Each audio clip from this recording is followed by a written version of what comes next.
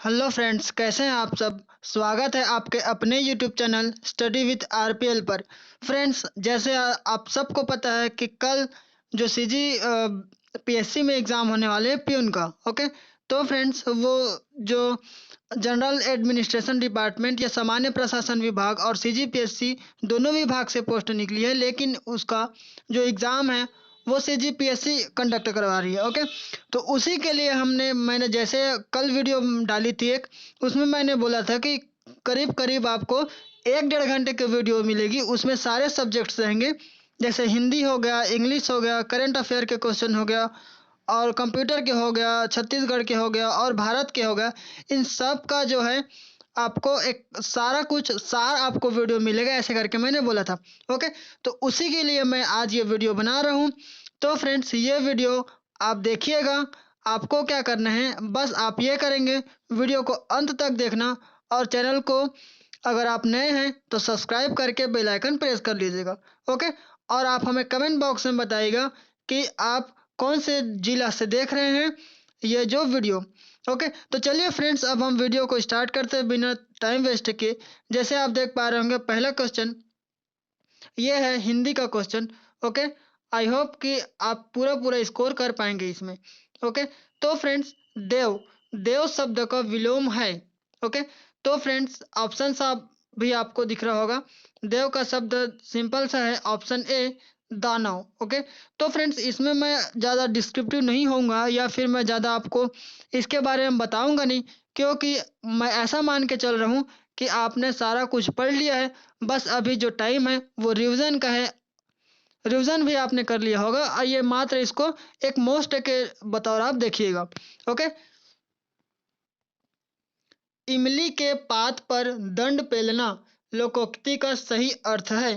तो फ्रेंड्स, कोई आदमी इमली के पत्ते पे कैसे वो कर सकेगा, है ना, दंड कैसे मार सकेगा। तो फ्रेंड्स, मतलब इसका क्या मतलब है, इसका अर्थ है सीमित साधनों से बड़ा कार्य करने का प्रयास करना। मतलब ऑप्शन नंबर बी इस क्वेश्चन का करेक्ट आंसर होगा। ऐसा क्वेश्चन आपको देखने को ही मिलेगा। इसमें पूछा गया है, प्रश्न में दिए गए प्रत्यय से बने शब्द का चयन कीजिए, और प्रत्यय कौन सा होना चाहिए, या। तो फ्रेंड्स, आपको पता होगा कि जो प्रत्यय है वो मूल शब्द के पीछे लगता है, और जो उपसर्ग होता है वो मूल शब्द के पहले लगता है। तो हमें ऐसे शब्द यहाँ पे छांट के निकालना है जिसमें क्या हो, या जो है वो क्या लगा हो, प्रत्यय लगा हो। ओके, तो फ्रेंड्स, खटिया, पहिया, तिपहिया और चूहिया। तो यह आपको कौन सा में दिख रहा होगा। तो फ्रेंड्स, इसका सही आंसर होगा तिपहिया। Okay, option number C. Chief की दावत कहानी के रचनाकार हैं। तो फ्रेंड्स, चीफ की ये जो कहानी है इसको लिखा है किन्होंने, भीष्म साहनी जी ने। अमृता प्रीतम अमृता प्रीतम किस भाषा की साहित्यकार हैं। तो फ्रेंड्स, अमृता प्रीतम जी है, ये है पंजाबी भाषा की साहित्यकार। निम्न में से कौन सा शब्द सर्वनाम है, पानी, आकार, ये या दिन। तो फ्रेंड्स, जाहिर सी बात है, जब हम कोई सा भी ऐसा शब्द होता है जिसको हम संज्ञा के स्थान पर लेते हैं तो उसी को क्या बोला जाता है, सर्वनाम बोला जाता है। जैसे यह, वह, ये, वे, ये सब, है ना। तो फ्रेंड्स, इसका सही जवाब आपको पता चल ही गया होगा, option C1 is correct answer. निम्नलिखित प्रश्न में 4 शब्द दिए गए हैं, इनमें से कौन सा शब्द शब्दकोश में सबसे अंत में आता है। ओके, ऑप्शंस आप देख पा रहे होंगे, गृहस्थाश्रम, गृहशाक्त, गृहाक्ष या गृहिणी। तो फ्रेंड्स, इसका तो आप क्वेश्चन ही देख के लगा सकते हैं। इसमें जो अगर हम अरेंज करेंगे या फिर इसको शब्दकोश के हिसाब से जमाएंगे तो आपको सही, जाहिर सी बात है, यहाँ पे ग्री और ह, ग्री और ह, ग्री और ह सब में है ना, यहाँ भी है। लेकिन यहाँ पे छोटे ई के आ का मात्रा है या फिर मात्रा ही नहीं है, और इन दोनों में बड़ा आ का मात्रा है, और यह है छोटे ई की मात्रा, है ना। तो सबसे लास्ट में कौन सा आएगा, ये गृहिणी, है ना, ऑप्शन नंबर डी। अशुद्ध वाक्य छांटिए। तो फ्रेंड्स, इसके बाद क्या होगा, मेरे पास केवल एक ही घड़ी है, मेरा चश्मा तुमसे अच्छा है, और जो है तुम सबसे सुंदर हो। ओके, तो फ्रेंड्स यहाँ पे जो अशुद्ध है वो कौन सा है? मेरा चश्मा तुमसे अच्छा है। अब आप हमें कमेंट बॉक्स में बताएंगे कि ये गलत क्यों है। ओके, अगर आपको पता है तो आप हमें कमेंट बॉक्स में ज़रूर कमेंट कीजिएगा। यहाँ पे आप देख पा रहे होंगे जो एक तरफ शब्द दिया है और उसका एक तरफ विलोम शब्द दिया है। तो पूछा गया है किस क्रम में विलोम उचित नहीं है। ऐसा कौन सा क्रम है जिसमें ABCD दिया हुआ है? ये कौन सा है जो क्या है विलोम का मतलब जो जोड़ी है वो सही नहीं है। ओके, तो निंद्य का स्तुत्य, पतिव्रता का उल्टा, परितोष का संतोष और नत का क्या है? उन्नत। तो फ्रेंड्स इसमें जो गलत है वो है नत का उन्नत, मतलब ऑप्शन नंबर डी गलत होगा। क्यों? क्योंकि निंद्य मतलब क्या होता है? जो निंदा के योग्य हो। स्तुत्य मतलब क्या? स्तुति के योग्य हो, है ना। और पतिव्रता आपको ये तो समझ में आ गया होगा, पतिव्रता और उल्टा। परितोष और ये संतोष, है ना। तो फ्रेंड्स ऑप्शन जो है नत मतलब क्या होता है? झुका हुआ। और उन्नत मतलब क्या होता है? फर्टिलाइज, या फिर इसका जो है नत का मतलब क्या हो जाएगा? नतमस्तक बोलते हैं जैसे, तो झुका हुआ, ऐसा ही तो इसका क्या हो जाएगा? उठा हुआ। तो फ्रेंड्स इसका जो उचित नहीं है वो कौन सा है? ऑप्शन नंबर डी वाला। ओके, शुद्ध वर्तनी वाले शब्द का चयन करें। तो फ्रेंड्स इसमें आपको दिख रहा होगा, पहले आप एक बार नज़र फेर लीजिए चारों में। चाहें तो आप हमें कमेंट बॉक्स में वीडियो के साथ साथ कमेंट भी कर सकते हैं। ओके, तो फ्रेंड्स इसका सही जवाब क्या हो जाएगा? क्या होता है? आयुर्वेदिक होता है ना। आयुर्वेदिक। तो जाहिर सी बात है ऑप्शन बी होगा इसका सही जवाब। आई होप कि आपको ये वीडियो अच्छी लग रही होगी। प्राचार्य में कौन सा उपसर्ग है ना। तो फ्रेंड्स इसमें जो उपसर्ग है वो है प्र। अगर हम इसका विच्छेद करेंगे तो प्र जमा आचार्य होता है ना। तो आपको पता ही होगा इसमें कौन सा उपसर्ग होगा, ये है प्र। ओके, और इसका हम प्र मतलब क्या होता है? प्रधान, मतलब प्रधानाचार्य, तो उसी को हम क्या बोलते हैं? प्राचार्य। रस्सी जल गई पर ऐठन ना गई, इस लोकोक्ति का सही अर्थ है। तो फ्रेंड्स रस्सी जल गई पर ऐठन नहीं गई, इसका क्या मतलब है? तो फ्रेंड्स दुर्दशा होने पर भी अहंकार न छोड़ना इसका सही जवाब होगा, मतलब ऑप्शन डी इसका सही जवाब होगा। निम्न में से कौन सा शब्द अक्षर का समानार्थी नहीं है?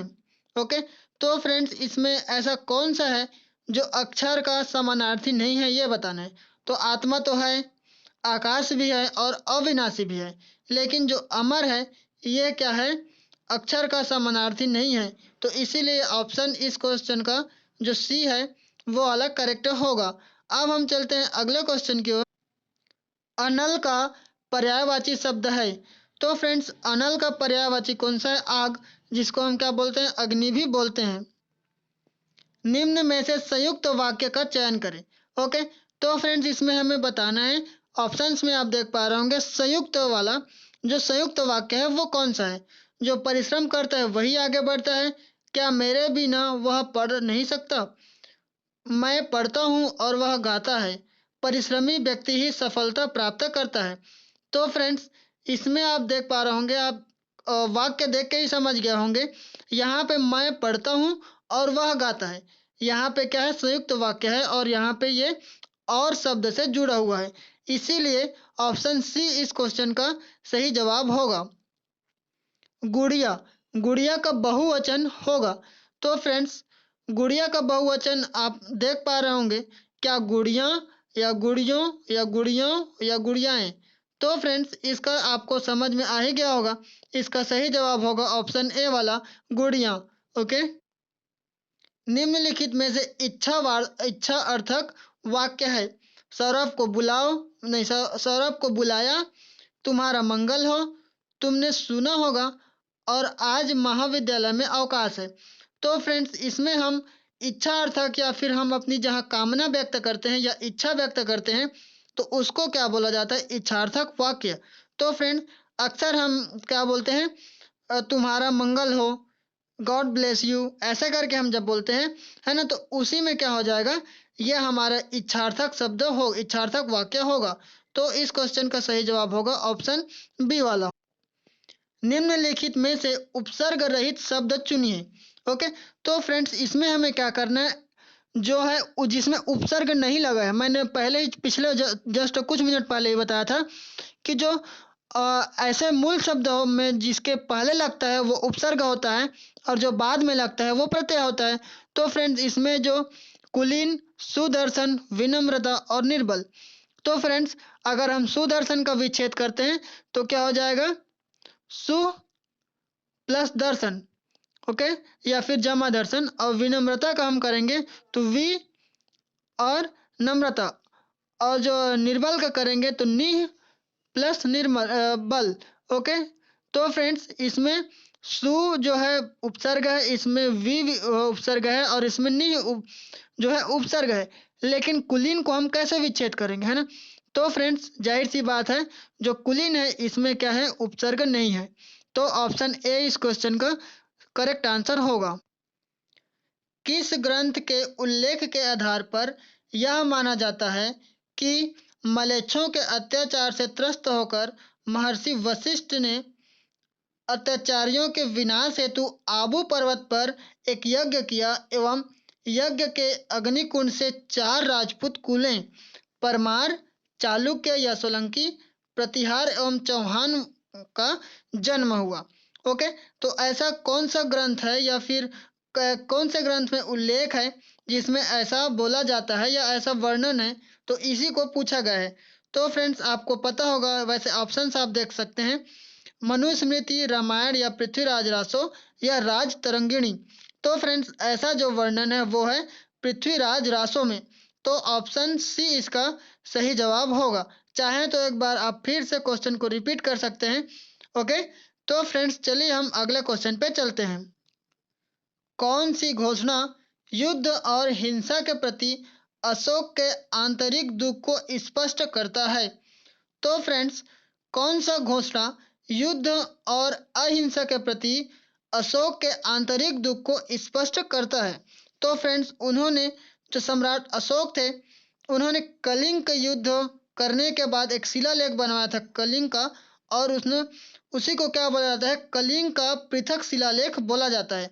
और उसी में इसका वर्णन है कि उनको इस युद्ध के बाद काफी क्या हुआ था, और जो हिंसा हुआ था उसको आंतरिक दुख मतलब आत्मा से वो दुखित हो गए थे। तो फ्रेंड्स इसका सही जवाब होगा ऑप्शन डी, कलिंग का पृथक शिलालेख।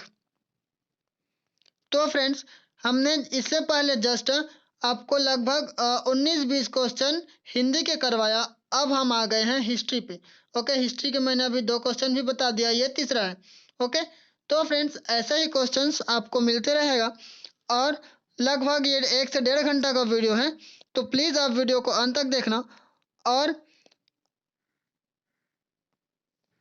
कमेंट बॉक्स में ये जरूर बताना कि आपने कितना स्कोर कर पाया है। ओके, मैं लास्ट में आपको बताऊंगा कि टोटल क्वेश्चंस कितने हो गए हैं। ओके, तो चलिए नेक्स्ट क्वेश्चन आप देख पा रहे होंगे, द्वैध शासन नीति को किसने समाप्त किया? ओके, तो फ्रेंड्स द्वैध शासन नीति है, इसको वारेन हेस्टिंग्स ने, ऑप्शन सी, ने समाप्त कर दिया था। अगले क्वेश्चन की ओर, कृष्णदेवराय का राज कवि था। तो फ्रेंड्स कृष्णदेवराय का जो राज कवि थे वो थे पेदन्ना। वैसे तो तेनाली रामकृष्ण तिम्मया भी उनके, जो उन्होंने एक कवि का संगठन बनाया था उसमें शामिल थे, लेकिन जो राज कवि थे वो थे पेदन्ना। मतलब ऑप्शन ए इस क्वेश्चन का सही आंसर होगा। भारतीय मुसलमानों के पृथक राज्य के लिए पाकिस्तान शब्द का प्रयोग सबसे पहले किसने किया था? ओके, तो फ्रेंड्स जब भारत और पाकिस्तान एक था तो उस टाइम जब उन्होंने पृथक पाकिस्तान की मांग की थी, तो उस टाइम जो ऑप्शन डी है, चौधरी रहमत अली, इन्होंने ही जो पृथक राज्य बनेगा उसके नाम के लिए पाकिस्तान का शब्द यूज किया था। तो ऑप्शन डी इस क्वेश्चन का आंसर है। वह पहला भारतीय सिपाही कौन था जिसने चर्बी वाले कारतूस का प्रयोग करने से इनकार कर दिया था? तो फ्रेंड्स इसका तो आपको पता ही होगा, बच्चा बच्चा को पता है कि ऑप्शन ए, मंगल पांडे इसका सही आंसर होगा। कापाली मुनि द्वारा प्रतिपादित दार्शनिक प्रणाली है। तो फ्रेंड्स ये कापाली नहीं, कपिल मुनि है। ओके, तो कपिल मुनि द्वारा प्रतिपादित दार्शनिक प्रणाली है। तो फ्रेंड्स उन्होंने जो है सांख्य दर्शन का प्रतिपादन किया था। तो ऑप्शन बी इस क्वेश्चन का सही जवाब होगा, सांख्य दर्शन। पुहर या कावेरीपट्टनम की स्थापना किसने की थी? तो फ्रेंड्स इसको जो है पुहर भी बोला जाता है और कावेरीपट्टनम भी बोला जाता है। और इसकी जो स्थापना है उसको किया था कार्यकाल ने। मतलब ऑप्शन ए इस क्वेश्चन का सही जवाब होगा। अशोक के शासनकाल में बौद्ध संगीति किस नगर में आयोजित की गई थी? तो फ्रेंड्स कुछ देर पहले ही मैंने इसी के लिए एक ट्रिक बना के डाला है। आप चाहें तो वो वीडियो देख सकते हैं, ऊपर आई बटन पे आपको भी दिख रहा होगा और नीचे डिस्क्रिप्शन में भी मैंने डाल दिया है। ओके, इसमें मैंने क्या बताया है कि जो बौद्ध संगीति मुख्य 4 जो बौद्ध संगीति आयोजित हुए थे उसके लिए मैंने ट्रिक बनाया है कि कौन से शासक के काल में, कौन से सन में या कौन से वर्ष में हुआ था और किस स्थान पे हुआ था। इसके लिए हम काफ़ी कंफ्यूज हो जाते हैं। तो फ्रेंड्स इसका जो सही आंसर है फिलहाल ऑप्शन बी पाटलिपुत्र। ओके, किस भाषा का ज़्यादा प्रयोग बौद्धवाद के प्रचार के लिए किया गया है? तो फ्रेंड्स जाहिर सी बात है ऑप्शन सी पाली भाषा का जो है प्रयोग किया गया है। मैंने इसके बारे में भी बताया है कि जो उनका उपदेश था या प्रचार प्रसार का जो वाक्य जब उन्होंने उपयोग किए थे उसमें कौन सा भाषा का उपयोग हुआ था, है ना? तो वो था पाली भाषा, है ना? मैंने डाला हुआ है वीडियो, जाके आप बिल्कुल देखिए। इसमें आपको कोई भी कंफ्यूजन नहीं रह जाएगा कि कौन से शासन काल में कौन से स्थान पे आयोजित हुआ था जो बौद्ध संगीति था। ओके, परिशिष्ट पर्व जो कि जैन धर्म से संबंधित रचना है के रचयिता हैं? ओके, तो फ्रेंड्स इसके जो रचयिता हैं वो हैं Hemchandra. Option C Hemchandra is correct answer for this question. Parishishta Parva के रचयिता हैं कौन है? तो उनके रचयिता हेमचंद्र। जो ये परिशिष्ट पर्व है वो किससे संबंधित है? जो तो वो जैन धर्म से संबंधित है। किस राजपूत शासक ने जीच मोहम्मद शाही नामक आंकड़ों का समूह बनाया जिससे लोग खगोल संबंधी अवलोकन कर सके? तो फ्रेंड्स ये तो इनका नाम ही खगोलवेत्ताओं में जो फेमस है या खगोल के प्रति जो इंटरेस्ट रखते थे ऐसे शासकों में इनका नाम काफ़ी शुमार है। तो फ्रेंड्स आप ही समझ गए होंगे कि मैं किसकी बात कर रहा हूँ, है ना? तो ऑप्शन है ऑप्शन बी सवाई राजा जय सिंह। तो इन्हीं ने क्या किया था, जीच मोहम्मद शाही नामक एक आंकड़ा को बनाया था जिससे लोग क्या करते थे, खगोल संबंधी जो है अवलोकन कर सकते थे। 19वीं सदी की महानतम पारसी समाज सुधारक थे? 19वीं सदी के महानतम पारसी समाज सुधारक थे। तो फ्रेंड्स ऑप्शंस आप देख पा रहे होंगे, इसका जो सही जवाब होगा ऑप्शन डी। 19वीं सदी के जो बहराम जी एम मालाबारी हैं ये थे महानतम समाज सुधारक में से एक या फिर महानतम समाज सुधारक। Now next one is Devdas उपन्यास के रचनाकार हैं? तो फ्रेंड्स देवदास जो एक फिल्म भी इस पर बनी हुई है जिसमें माधुरी दीक्षित और जो है ऐश्वर्या राय अभिनीत है और इसमें जो है शाहरुख खान वो है लीड रोल पे है ना? तो इनका जो है रचयिता कौन है? तो इसका जो रचयिता है वो है शरत चंद्र चट्टोपाध्याय। ऑप्शन बी देवदास उपन्यास के रचनाकार हैं। बंगाल विभाजन के विरुद्ध विद्रोह का नेतृत्व किसने किया था? तो फ्रेंड्स जो सुरेंद्रनाथ बनर्जी जी है इन्होंने बंगाल विभाजन के विरुद्ध क्या कर दिया था, विद्रोह कर दिया था। ओके, तो option A Surendranath Banerjee is correct answer for this question. किस राजवंश का काल कन्नड़ साहित्य के उत्पत्ति काल का माना जाता है? ओके, तो फ्रेंड्स जो राष्ट्रकूट थे इन्हीं का जो है काल वो क्या कहलाता है, कन्नड़ साहित्य के उत्पत्ति का काल माना जाता है। तो ऑप्शन बी इस क्वेश्चन का सही आंसर होगा। पंजाब के राजा रणजीत सिंह की राजधानी कहाँ थी? तो फ्रेंड्स कई लोग इसमें कंफ्यूज भी होते हैं, कोई अमृतसर मारते हैं कोई लाहौर, लेकिन मैं आपको बताऊं इसका सही आंसर होगा ऑप्शन बी लाहौर। पंजाब के राजा रणजीत सिंह की राजधानी थी वो थी लाहौर में। भारत में मुस्लिम राज का संस्थापक माना जाता है? मोहम्मद गोरी, इल्तुतमिश, अकबर या बाबर। तो फ्रेंड्स, ये भी आपको कंफ्यूज करने वाला क्वेश्चन है। अक्सर लोग इसको बाबर सोच रहे होंगे, है ना, या आप भी बाबर ही सोच रहे थे, है ना, लेकिन मैं आपको बता दूं, इसका सही जवाब है वो है मोहम्मद गोरी। क्यों? क्योंकि ये मोहम्मद गोरी ही क्या है, इसका संस्थापक है मुस्लिम राज का। लेकिन जो विस्तृत संस्थापक है या जो प्रथम शासक था मुगल शासक का शासन का, वो कौन है? वो है बाबर। तो फ्रेंड्स, इसका सही जवाब हो जाएगा ऑप्शन ए, मोहम्मद गौरी। तो फ्रेंड्स, अब यहाँ से होता है कंप्यूटर के क्वेश्चंस। ओके, तो फ्रेंड्स अब हम करते हैं कंप्यूटर के। तो निम्न में से कौन सा नॉन वोलेटाइल मेमोरी के नाम से जाना जाता है?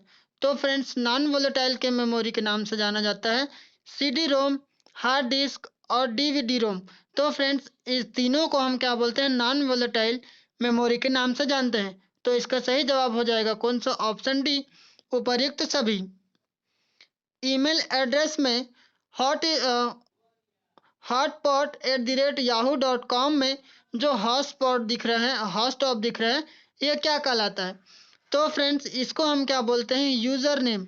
ऑप्शन बी क्या हो जाएगा? इसका सही जवाब होगा यूजर नेम। क्यों?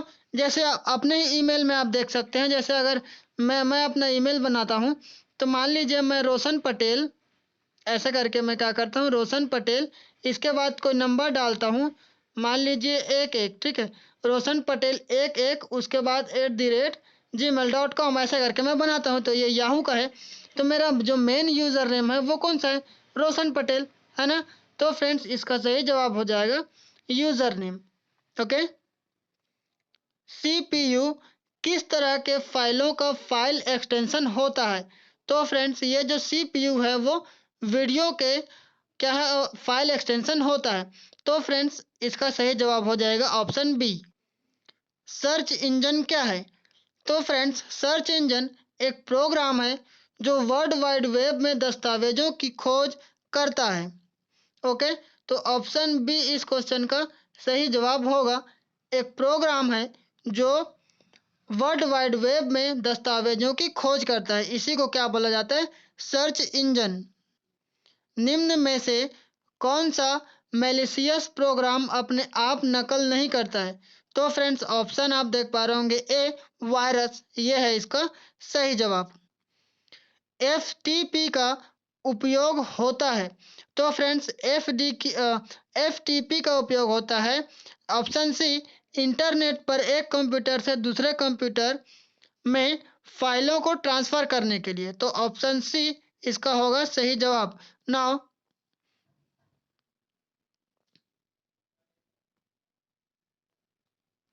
निम्न में से कौन से एड्रेस हर रोज नहीं बदलता है? तो फ्रेंड्स, जो यूनिक आईपी होता है वो क्या है? हमेशा या कभी भी नहीं बदलता है। तो फ्रेंड्स, ये होगा इसका ऑप्शन बी। सॉफ्टवेयर में से कौन सा एंटीवायरस सॉफ्टवेयर नहीं है? तो फ्रेंड्स, इसमें आप देख पा रहे होंगे नॉर्टन, मैकएफी, क्विक हिल, ओपेरा। तो फ्रेंड्स, इसमें क्या एंटीवायरस नहीं है पूछा गया है, तो कौन सा नहीं है? ओपेरा। क्यों नहीं है? क्योंकि ये एक क्या है, ब्राउजर है ना, ब्राउजर है। तो इसका सही जवाब होगा ऑप्शन बी। कई लोग क्रोम के जगह ब्राउजर भी यूज कर, क्रोम के जगह कौन सा ब्राउजर यूज करते हैं? ओपेरा। तो इसीलिए इसका क्या हो जाएगा? Option B.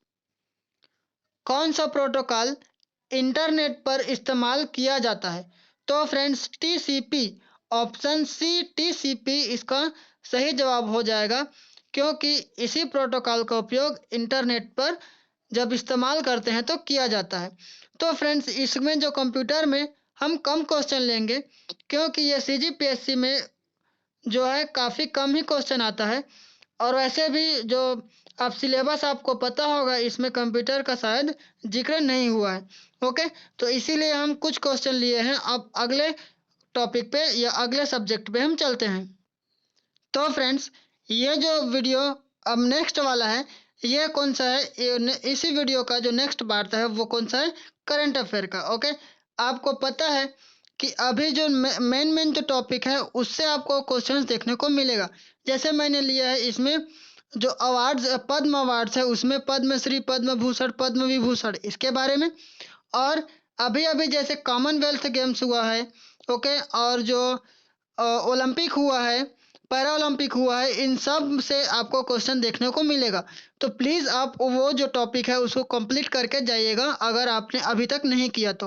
ओके, कुछ कुछ क्वेश्चन इसमें भी मिल जाएगा आपको जो काफ़ी इंपॉर्टेंट रहेगा। ओके, तो प्लीज़ आप वीडियो को अंत तक देखिएगा, मैं फिर से एक बार बोल रहा हूँ। ओके, और ये जो मैंने जैसे टॉपिक बताया करंट अफेयर के और रामसर साइट्स वगैरह हैं, इन सब को आप क्या है कंप्लीट करके जाइएगा। तो नेक्स्ट क्वेश्चन पे हम चलते हैं। भारत सरकार ने जो कितने लोगों को पद्म अवार्ड देने की घोषणा की है? तो फ्रेंड्स लगभग आपको पता ही है कुछ दिन पहले ही इन्होंने भारत सरकार ने पद्म अवार्ड की घोषणा की थी। तो इसका सही जवाब आप खुद देख पा रहे होंगे, ऑप्शन नंबर बी, 128 लोगों को पद्म अवार्ड देने की बात कही गई है। और जो टोटल 128 लोग हैं उसमें से कितने लोगों को पद्म विभूषण देने की बात कही है? तो फ्रेंड्स उसमें से जो 4 लोग हैं उनको मात्र पद्म विभूषण दिया जाएगा या दिया गया है। तो वो कौन कौन है जिनको पद्म विभूषण दिया गया है? तो फ्रेंड्स वो हैं प्रभा अत्रे, राधे श्याम खेमका, कल्याण सिंह और जनरल बिपिन रावत। तो ये चारों जो है इन्हीं को क्या पद्म विभूषण से सम्मानित किया गया है। और इसमें आप देख पा रहे होंगे जनरल बिपिन रावत जी, ये जो है इनको मरणोपरांत ये पद्म विभूषण दिया गया है। तो फ्रेंड्स इस क्वेश्चन का सही जवाब हो जाएगा उपर्युक्त सभी, प्रभा अत्रे, राधे श्याम खेमका, कल्याण सिंह और जनरल बिपिन रावत। अब जो पद्म भूषण है वो कितने लोगों को देना है या दिया गया है? तो फ्रेंड्स जो पद्म भूषण है वो दिया गया है 17 लोगों को। ओके, और 17 लोगों के नाम आप इसमें देख पा रहे होंगे, ये मैंने बकायदा लिख दिया है। ओके, तो फ्रेंड्स जैसे आपको दिखाई दे रहा होगा, मैं इस तरफ को आप चाहें तो इसका स्क्रीनशॉट ले सकते हैं। ओके, और मैंने अलग से इसका जो है सेपरेट वीडियो भी बनाया है, वो भी आप जाके देख सकते हैं। ओके, लिंक भी आपको नीचे डिस्क्रिप्शन में मिल जाएगा और ऊपर आई बटन पे भी दिख रहा होगा। ओके, अब हम चलते हैं अगले क्वेश्चन पे। भारत सरकार ने 2022 में कितने लोगों को पद्मश्री, ओके, पद्म विभूषण, पद्म भूषण और यह है पद्मश्री, तो टोटल 105 लोगों को क्या है पद्म भूषण, सॉरी 107 लोगों को, ओके, कितने लोगों को 107 लोगों को पद्मश्री देने की बात कही है। तो मैंने बताया सबको कि जो पद्मश्री हो गया 107, और इससे पहले मैंने जस्ट बताया था पद्म भूषण, और उससे पहले बताया था पद्म विभूषण। तो पद्म भूषण 17 लोगों को मिला है और जो पद्म विभूषण है वो 4 लोगों को मिला है। ओके, ये आपको याद होना चाहिए, और जो मेन है उनका आपको नाम भी याद होना चाहिए। जैसे भारत सरकार द्वारा दिया गया 2022 में 107 लोगों को जो दिया गया है उनका भी आपको लिस्ट यहाँ नीचे में दिख रहा है। ओके, आप चाहें तो इसका स्क्रीनशॉट ले सकते हैं, और उनको किन किन क्षेत्र में दिया गया है वो भी मैंने मेंशन कर दिया है। ओके, तो फ्रेंड्स आई होप कि आपको वीडियो अच्छी लग रही होगी। अगर वीडियो अच्छी लग रही होगी तो प्लीज़ आप वीडियो को लाइक कर दीजिएगा। अगर आप चैनल पे नए हैं, पहली बार देख रहे हैं वीडियो, तो चैनल को भी सब्सक्राइब करके जाइएगा। ओके, और सब्सक्राइब करने के साथ साथ बेल आइकन के ऑल पर प्रेस कीजिए ताकि आपको सभी वीडियोस के नोटिफिकेशन मिलते रहेगा। ओके, निम्नलिखित में से किसने ऐतिहासिक 1932 के पुणे पैक्ट पर हस्ताक्षर नहीं किए थे? ओके, ऑप्शन आप देख पा रहे होंगे, भीमराव अंबेडकर, सी राजगोपालाचारी, मदन मोहन मालवीय और महात्मा गांधी। तो फ्रेंड्स वैसे तो ये 1932 में जो पुणे पैक्ट है ये किसके किसके बीच हुआ था? तो महात्मा गांधी और भीमराव अंबेडकर और महात्मा गांधी के बीच में हुआ था। लेकिन आपको जान के ये हैरानी होगी कि इस पर महात्मा गांधी जी का साइन नहीं है। ओके, क्योंकि इसकी महात्मा गांधी की तरफ से जो उनके जो आदमी थे या फिर शायद मदन मोहन मालवीय जी हैं, इन्होंने इनके तरफ से जो है साइन किया था। तो इसका सही जवाब कौन सा हो जाएगा? Option D, Mahatma Gandhi. Okay. निम्नलिखित में से कौन क्रिप्स मिशन के साथ कांग्रेस के आधिकारिक वार्ताकार थे? तो फ्रेंड्स, जो क्रिप्स मिशन जब आया था तो इस पर जो बात किया गया था वो कौन कौन थे? तो फ्रेंड्स, इन्होंने आधिकारिक पंडित जवाहरलाल नेहरू और मौलाना आजाद, इन्होंने ही आधिकारिक रूप से उनसे बात किया था। ओके। तो फ्रेंड्स, इसका सही जवाब आपको मिल गया है। भारतीय स्वतंत्रता आंदोलन के संदर्भ में उषा मेहता की ख्याति। तो फ्रेंड्स, इन्होंने जब क्या किया था, भारत छोड़ो आंदोलन चल रहा था उस टाइम, ये क्या करते थे, गुप्त रूप से जो है सीधा प्रसारण करते थे। किसका? रेडियो का। ओके। तो गुप्त रूप से कांग्रेस का जो रेडियो चलाने का उन्होंने क्या किया था, काम किया था। तो इसीलिए इनकी ख्याति है। ऑप्शन सी, भारत छोड़ो आंदोलन की बेला में गुप्त कांग्रेस रेडियो चलाने हेतु इन्होंने क्या मिला, इनको ख्याति मिला। अगले सवाल पे हम चलते हैं। इंडिया विंस फ्रीडम पुस्तक किनकी आत्मकथा है? तो जो मौलाना अबुल कलाम जी हैं, इन्हीं का क्या है, ये आत्मकथा है, मौलाना अबुल कलाम आजाद की, जिन्हें हम क्या बोलते हैं, एपीजे अब्दुल कलाम भी बोलते हैं। India wins freedom. प्रसिद्ध पुस्तक फाउंडेशन ऑफ इंडियन कल्चर के लेखक कौन है? तो friends, Shri Aurobindo, option B इनका सही जवाब होगा। फाउंडेशन ऑफ इंडियन कल्चर के लेखक हैं श्री अरविंदो जी। यह है भूगोल का क्वेश्चन। भारत का सबसे महत्वपूर्ण खनिज युक्त रॉक तंत्र है। तो फ्रेंड्स, यह है धारवाड़ तंत्र या धारवाड़ चट्टान। तो फ्रेंड्स, इसी पे क्या है, सबसे ज्यादा जो है खनिज पाया जाता है। धौराबाड़ी ग्लेशियर स्थित है। तो फ्रेंड्स, धौराबाड़ी स्थित है कहाँ पे? केदारनाथ मंदिर के उत्तर में। तो ऑप्शन बी इस क्वेश्चन का सही जवाब होगा। ऑप्शन बी, केदारनाथ के उत्तर में जो धौलाबाड़ी ग्लेशियर है वो। निम्नलिखित में से आप देख पा रहे होंगे, पर्वत शिखर में कौन सा एक भारत में अवस्थित नहीं है? गोसाई, कामेत, नंदा देवी या त्रिशूल? तो फ्रेंड्स, इसको आपको खुद से आंसर देना है। कैसे भी आप मुझे आंसर देंगे, खोज के देंगे या कैसे भी। ओके। इतने सारे मैंने आपको बताया है। तो एक क्वेश्चन आपके होमवर्क के लिए मैं छोड़ता हूँ। अब प्लीज इसको आप करके जाइएगा। क्या ये सारे चारों जो दिया है वो सब भारत में है या कोई जो है नेपाल में है? ओके। तो फ्रेंड्स, नहीं है पूछा गया। ओके। तो चलिए अगले क्वेश्चन पर चलते हैं हम।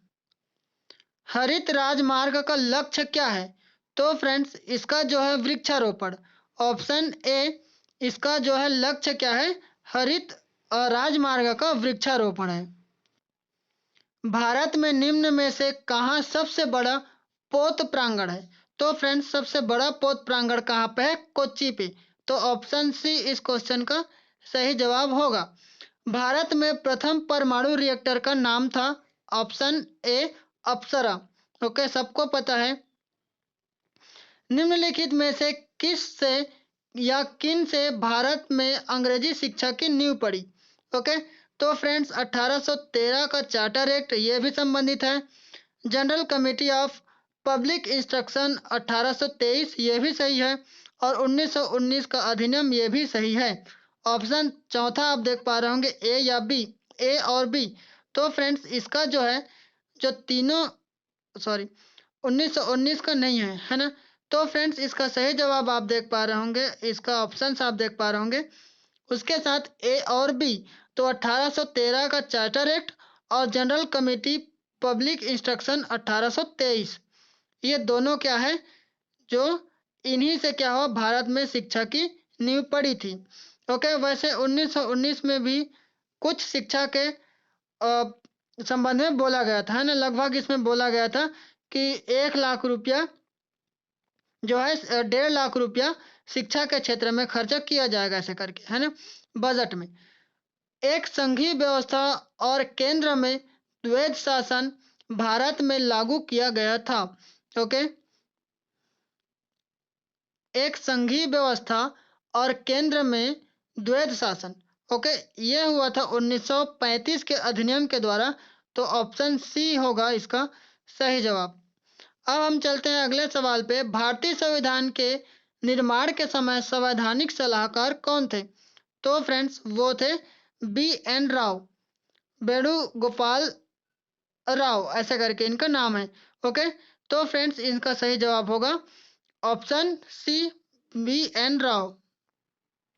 B.R. अम्बेडकर का संविधान सभा में निर्वाचन हुआ था।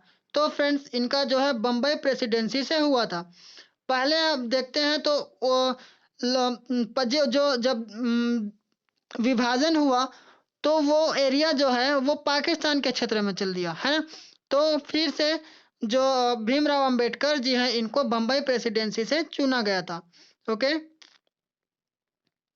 अब हम चलते हैं। तो फ्रेंड्स ये भी क्या था, बम्बई प्रेसिडेंसी से, और ये राजनीति के क्वेश्चन थे। ओके, प्राचीन जनश्रुति के अनुसार राजा मोरध्वज का संबंध छत्तीसगढ़ के निम्न स्थानों से जोड़ा जाता है: आरंग, खल्लारी, रतनपुर, रायपुर।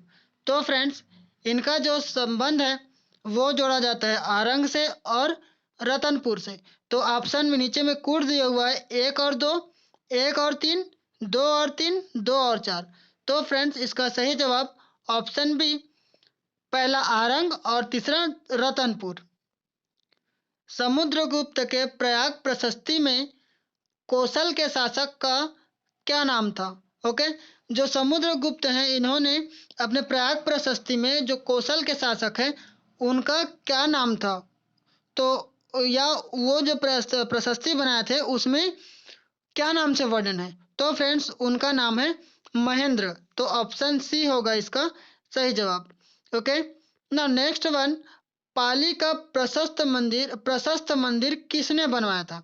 ओके, तो पाली का प्रशस्त मंदिर जो काफी विख्यात है, आपको पता ही होगा, कई लोग घूम के भी आ गए होंगे। इसका सही जवाब हो जाएगा महाशिव गुप्त बालार्जुन, ऑप्शन ए। बस्तर के छिंदक नागवंशी शासक निम्न में से हैं? तो फ्रेंड्स सोमेश्वर, कन्हर देव, परमेश्वर देव या जय सिंह देव, इसमें से कौन है जो छिंदक नागवंशी शासक हैं? अब कुट नीचे भी नीचे आपको दिख रहा होगा। तो फ्रेंड्स इसका सही जवाब है सोमेश्वर हैं, कन्हर देव हैं और परमेश्वर देव। तो 1, 2, 3 मतलब ऑप्शन ए इस क्वेश्चन का सही जवाब होगा, सोमेश्वर देव, कन्हर देव और परमेश्वर देव। ओके, नाउ राष्ट्रीय खाद्य सुरक्षा अधिनियम 2013 के संबंध में असंगत की पहचान करें। तो फ्रेंड्स इस ऐसा तो क्वेश्चन आपको नहीं देना चाहिए, लेकिन फिर भी पूछ दिया तो आप लोग के लिए ये आपको जानना चाहिए। तो यह है ये जो संपूर्ण भारत में इसको लागू था। ओके, तो फ्रेंड्स अब होता है यहाँ से इंग्लिश का। Okay, what is synonym of brevity? Okay, तो फ्रेंड्स ब्रेविटी है ये किसका सिनोनिम है उस ऐसा पूछा है ना। तो आपको पता है कि ऐसे क्वेश्चंस पूछने जैसे इंग्लिश जैसे आता है तो वोकैबुलरी सेक्शन से ऐसा क्वेश्चंस आता है, एंटोनिम, सिनोनिम, वन वर्ड्स ऐसा करके, है ना। तो फ्रेंड्स ये आपको काफ़ी इंपॉर्टेंट रहेगी और आपके लिए हेल्पफुल रहेगी। तो फ्रेंड्स ब्रेविटी मीन्स क्या होता है? ब्रेविटी मतलब किसी भी बात को छोटे रूप में बोलना या उसको शॉर्ट करके बोलना, उसी को हम क्या बोलते हैं? और ब्रीफ भी बोलते हैं, ब्रीफ में बोलना। ओके, तो फ्रेंड्स इसका सही जवाब हो जाएगा ऑप्शन ए, ब्रीफ। और इसका और हम देखेंगे सिनोनिम्स ब्रेविटी का, तो क्या शॉर्ट, लैकोनिक, कंसाइज या ब्रीफ। ओके, तो फ्रेंड्स ये इसका सही जवाब होगा। नाउ लैकोनिक मतलब क्या होता है? छोटे रूप में ही बोलना उसका होता है। मतलब ये जो तीनों चारों आपको दिख रहे होंगे ये क्या है? ब्रेविटी और ब्रीफ के क्या है? सिनोनिम शब्द है। Now next one is antonym of feeble. Feeble means क्या होता है? कमजोर। Okay, antonyms of feeble, feeble means होता है कमजोर। ओके, तो क्या रहेगा जो उसका अपोजिट होगा? ओके, या उल्टा होगा। तो जाहिर सी बात है ऑप्शन आप देख पा रहे होंगे, वीक, मस्कुलर, सेक्सुअल या एपोलॉज। तो फ्रेंड्स इसका सही जवाब होगा मस्कुलर। जो मस्कुलर होगा वो क्या हो जाएगा, ताकतवर हो जाएगा। तो फीबल का उल्टा या एंटोनिम शब्द क्या हो जाएगा, मस्कुलर। नाउ और आप देख पा रहे होंगे मस्कुलर मस्कुलर का मीनिंग स्ट्रॉन्ग, फर्म और powerful, robust. Okay, now next one is 3 number, synonym of miserable. Okay, तो फ्रेंड्स मिजरेबल मीन्स क्या होता है, कोई दुखी बात या कोई सैड वाली बात। ओके, तो इसका सही जवाब क्या हो जाएगा, मेलनकोली। ओके, ऑप्शन सी इसका क्या हो जाएगा, मेलनकोली। माइजर, चेयरफुल और बोल्ड ये इसमें नहीं होगा। ओके, क्यों, क्योंकि इसका माइजर मतलब क्या होता है, कंजूस। चेयरफुल मतलब क्या होता है, उत्साहित होना या मतलब हर्षित होना। बोल्ड मतलब बहादुर। तो इसका क्या हो जाएगा, मिजरेबल मतलब दुख वाली बात। ओके, तो मेलनकोली इसका क्या क्या हो जाएगा, सही जवाब होगा। जैसे ऑप्शन आप देख देख भी लें और उसका और आप देख पा रहे होंगे इसका और अलग से सिनोनिम्स, तो unhappy, sad, dismal, pathetic, pathetic और रिज्ड और अपर्सिव। ओके, तो ऑप्शंस के साथ साथ डिस्क्रिप्शन भी आप देख पा रहे होंगे। नेक्स्ट क्वेश्चन पे हम चलते हैं। हॉरिबल, हॉरिबल मीन्स क्या होता है, हॉरिबल मीन्स क्या होता है, डरावना। ओके, भयानक। ओके, तो इसका फ्राइटफुल। और हम देखते हैं तो यहाँ पे और दिया है हॉरिड, घोस्टली, हॉरिफाइंग, फियरफुल, भयानक या डरावना, और ट्रिफिक और अगली, ऑफुल। ओके, ये आपको समझ में आ रहा होगा। Now antonym of spoil, spoil मतलब क्या होता है, किसी चीज को वेस्ट करना, बर्बाद करना। ओके, तो इम्प्रूव करना, सफरिंग करना, अकाउंट करना, यूज। तो फ्रेंड्स इसका सही जवाब हो जाएगा इम्प्रूव करना। किसी को बर्बाद करने का उल्टा क्या हो जाएगा, उसको इम्प्रूव करना, डिप्रीव करना। Okay, now next one is scanty. Scanty means option आप देख पा रहे हैं, positive, dismal, ample, accurate. Scanty मतलब क्या होता है, कोई छोटा चीज, सकरा चीज है ना। तो इसका सही जवाब आपको समझ में आ रहा होगा, पॉजिटिव। ऑप्शन ए इसका क्या हो जाएगा, पॉजिटिव। और इसका हम देख रहे हैं तो differentiate, narrow, slender, limited, sparse या poor. Okay, now next one is antonym of fame. Fame मतलब क्या होता है, रुतबा। ओके, तो इसका जाहिर सी बात है क्या पूछा है, एंटोनिम्स। तो उसका क्या हो जाएगा, dispute.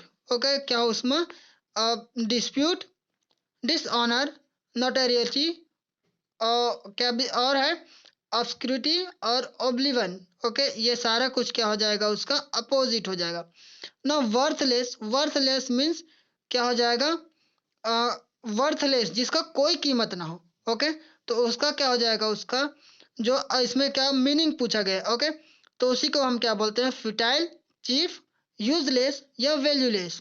Okay, now next one is brutal. Brutal means inhuman, time, kind या फेक। कोई ब्रूटल मीन्स क्या होता है, निर्दयी या अमानवीय प्रक्रिया, उसी को हम क्या बोलते हैं, इनह्यूमन या फिर ब्रूटल। मतलब ऑप्शन ए इस क्वेश्चन का सही जवाब होगा। इनह्यूमन, सेवेज, बेस्टियल, ये सारा कुछ आपको दिख रहा होगा। नाउ ऑडोसियस, ऑडोसियस मीन्स क्या होगा, ऑडोसियस मीन्स होता है जो क्या हो, बहादुर हो, है ना। जो करेजियस, एडवेंचरस, ऐसे ऐसे ऐसे शब्द होते हैं, उसी को हम क्या बोलते हैं, एडवर्सियस, ऑडियस, ऑडेसियस। तो ऑप्शन ए इसका करेक्ट आंसर होगा, बोल्ड। ओके, और इसके सिवा आप देख पा रहे होंगे नीचे bold, intrepid, adventurous, daring, courageous. Okay, जो साहसिक होता है उसके लिए ऑडेसियस में ऑडेसियस वर्ड का यूज होता है। ओके, शहीद वीर नारायण सिंह ने किस ब्रिटिश अधिकारी के समक्ष आत्मसमर्पण किया था। तो फ्रेंड्स इन्होंने CBL स्मिथ के सामने आत्मसमर्पण कर दिया था। छत्तीसगढ़ शब्द का सर्वप्रथम प्रयोग किस कवि के द्वारा किया गया था। तो फ्रेंड्स सबसे पहले जो है दलपत राम राव ने अपनी रचना में किया था। तो ऑप्शन बी इस क्वेश्चन का सही जवाब होगा। ओके, नाउ स्थानीय परंपरा के अनुसार राम ने किस स्थान पर सबरी के जूठे भेड़ खाए थे। तो फ्रेंड्स पता ही है एक फेमस जगह सूर्यनारायण, यहाँ मेला भी लगता है। तो फ्रेंड्स ऑप्शन डी इस क्वेश्चन का हो गया सही जवाब। नौ, छत्तीसगढ़ में प्रागैतिहासिक कालीन चलचित्र सर्वाधिक किस जिले से प्राप्त हुए हैं? ओके, तो फ्रेंड्स इसका आपको दिख रहा होगा ऑप्शन बी रायगढ़। रायगढ़ से जो है काफी आपको बहुत सारे प्रागैतिहासिक काल के चित्र, गुफा चित्र वगैरह देखने को मिलेगा। परलकोट के गेन सिंह को कब फांसी दी गई थी? तो फ्रेंड्स गेन सिंह जी को 20 जनवरी 1825 को फांसी दे दी गई थी। ओके, ये एक महान क्रांतिकारी में से एक है। नौ, कंडेल नहर सत्याग्रह के संदर्भ में गांधी जी का प्रथम छत्तीसगढ़ आगमन कब हुआ था? तो फ्रेंड्स ये भी आपके लिए काफी इंपॉर्टेंट क्वेश्चन है, ऐसे क्वेश्चन आपको देखने को ही मिलेगा। तो फ्रेंड्स 21 दिसंबर को वो उनका प्रथम आगमन हुआ था। नौ, भोपालपट्टनम के अंतर्गत लीलिंगगिरी का विद्रोह कब हुआ था? तो फ्रेंड्स भोपालपट्टनम में ये जो हुआ था 1856-57 के अंतर्गत लीलिंगगिरी का विद्रोह हुआ था। समुद्रगुप्त ने दक्षिण कौशल अभियान में बस्तर के किस राजा को पराजित किया था? तो फ्रेंड्स व्याघ्रराज को इन्होंने पराजित कर दिया था। Option D. गामस कोसलीय ब्राह्मी लिपि में उत्कीर्ण शब्द किस क्षेत्र की मुद्रा में प्राप्त हुआ है? तो फ्रेंड्स गामस कोसलीय जो ब्राह्मी लिपि में उत्कीर्ण है वो मल्हार में क्या है ऐसा पाया गया था। ओके, तो फ्रेंड्स ऑप्शन ए इस क्वेश्चन का सही जवाब हो गया। नाउ निम्न में से किस जिले में मुगल कालीन चांदी के सिक्के बिजली के खंभे की खुदाई के समय प्राप्त हुए थे? तो फ्रेंड्स जब दुर्ग जिले में खुदाई किया जा रहा था कब बिजली के खंभा के लिए, उसी टाइम मुगल कालीन जो चांदी के सिक्के प्राप्त हुए थे। नाव 1857 के दौरान सोना खान के जमींदार नारायण सिंह के विरोध में निम्नलिखित जमींदारियों के जमींदारों ने अंग्रेजों की सहायता की थी और जो सोना खान के जो जमींदार थे वीर नारायण सिंह, इनको पकड़वाने में इन लोगों ने साथ दिया था। ऑप्शंस आप देख पा रहे होंगे भटगांव, छुई खदान, देवरी और केंदा। और ऑप्शंस में 1 2 2 3 1 3 और 2 4 दिया हुआ है। तो फ्रेंड्स जो भटगांव है और देवरी है इन्हीं के जो जमींदार थे उन्होंने अंग्रेजों की सहायता की थी और जो वीर नारायण सिंह जी को पकड़वाने में उनका हाथ था। ओके, नाउ निम्नलिखित में से कौन सी जोड़ी छत्तीसगढ़ के आदिवासी विद्रोह एवं उसके नेता सम्मिलित है? तो फ्रेंड्स क्या 1876 का जो माड़िया विद्रोह हुआ था वो भैरम देव से संबंधित है? 1918 का जो उरांव विद्रोह है वो चैन शाह से, 1910 का जो भूमकाल विद्रोह था वो गुंडाधुर से, और जो 1943 का जो गोंड विद्रोह था वो चत्तर सिंह से।